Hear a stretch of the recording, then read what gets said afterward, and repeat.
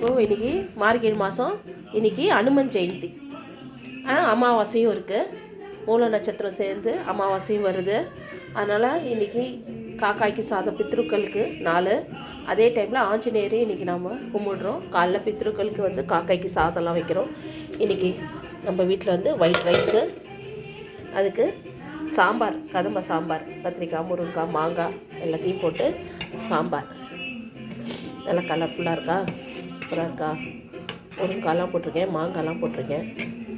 சாம்பார், அப்புறம் பொங்கல், வெண்பொங்கல். காலையில் வெண்பொங்கல் பண்ணிவிட்டு அதுக்கு தேங்காய் சட்னி காம்பினேஷன் பண்ணியிருக்கேன். அதே டைமில் வந்து பைனாப்பிள், இன்றைக்கி ஃப்ரூட்டு கொஞ்சம் ஹெல்த்தியாக இருக்கும்னு சொல்லிவிட்டு, அப்புறம் வறுவல், காலிஃப்ளவர் வறுவல் இன்றைக்கி.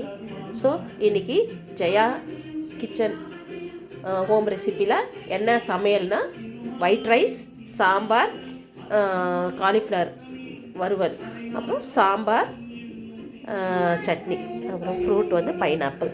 ஸோ ஹெல்த்தியாக சாப்பிட்டு இன்றைக்கி நல்லா என்ஜாய் பண்ணுறோம். தேங்க்யூ.